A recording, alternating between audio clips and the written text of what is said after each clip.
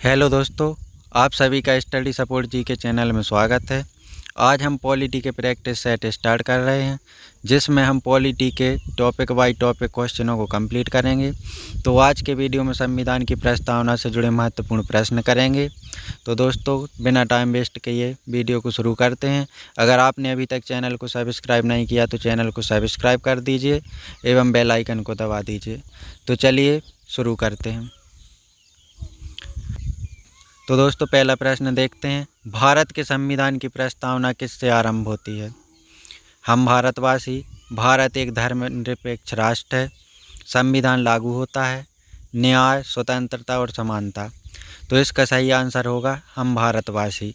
भारत की संविधान की प्रस्तावना हम भारतवासी से शुरू होती है। प्रश्न नंबर 2। प्रस्तावना को संविधान का क्या कहा गया है? सारांश, उद्देश्य, आत्मा, प्रस्ताव। तो प्रस्तावना को संविधान का क्या कहा गया है? इसका आंसर होगा आत्मा। संविधान की प्रस्तावना में भारत को किस प्रकार का गणराज्य कहा गया है?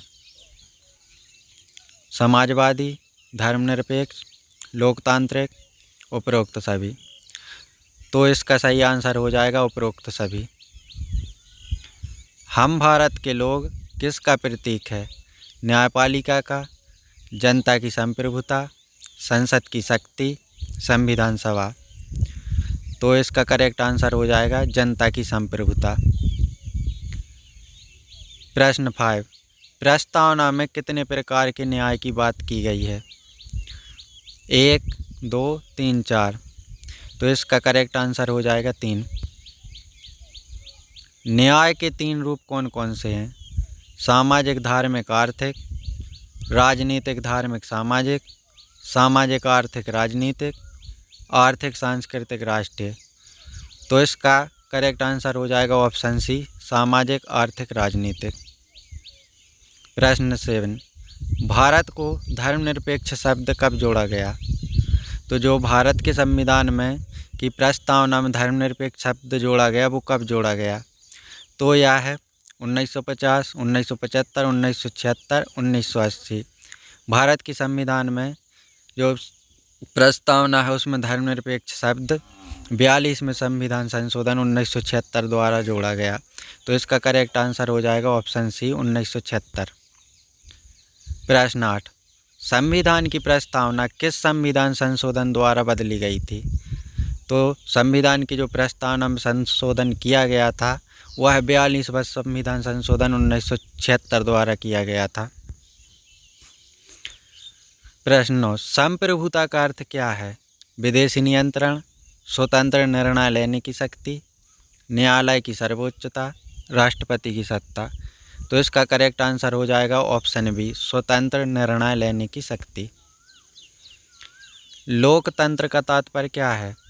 जनता की सरकार, राजा की सरकार, सैनिक शासन, न्यायिक शासन। तो इसका करेक्ट आंसर हो जाएगा ऑप्शन ए, जनता की सरकार।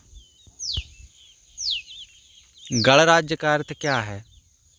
राष्ट्रपति वंशानुगत होता है, जनता सरकार चुनती है, प्रधानमंत्री सर्वोच्च होता है, कोई राजा नहीं होता और राष्ट्रपति चुना जाता है। तो इसका करेक्ट आंसर हो जाएगा ऑप्शन नंबर डी, कोई राजा नहीं होता और राष्ट्रपति चुना जाता है। प्रश्न 12। प्रस्तावना में स्वतंत्रता किन क्षेत्रों में दी गई है? ऑप्शन ए, विचार अभिव्यक्ति, विश्वास, आस्था, उपासना, उपरोक्त सभी। तो इसका करेक्ट आंसर हो जाएगा ऑप्शन नंबर डी, उपरोक्त सभी। प्रश्न 13। समानता किन बातों में दी गई है? अवसर, प्रतिष्ठा, कानून के समक्ष, उपरोक्त सभी। तो प्रस्तावना में समानता, अवसर, प्रतिष्ठा, कानून के समक्ष, उपरोक्त सभी। तो इसका आंसर हो जाएगा ऑप्शन नंबर डी, उपरोक्त सभी। बंधुता का उद्देश्य क्या है? आर्थिक समानता, जातिवाद का अंत, राष्ट्रीय एकता और अखंडता, भाषाई अधिकार। तो इसका करेक्ट आंसर हो जाएगा ऑप्शन नंबर सी, राष्ट्रीय एकता और अखंडता। प्रश्न 15। प्रस्तावना में कुल कितनी मूलभूत बातें वर्णित हैं? तो भारतीय संविधान की प्रस्तावना में कुल 5 मूलभूत बातें वर्णित हैं। तो इसका करेक्ट आंसर हो जाएगा ऑप्शन नंबर बी 5। प्रश्न नंबर 16, भारत के संविधान की प्रस्तावना में न्याय शब्द किस स्थान पर आता है?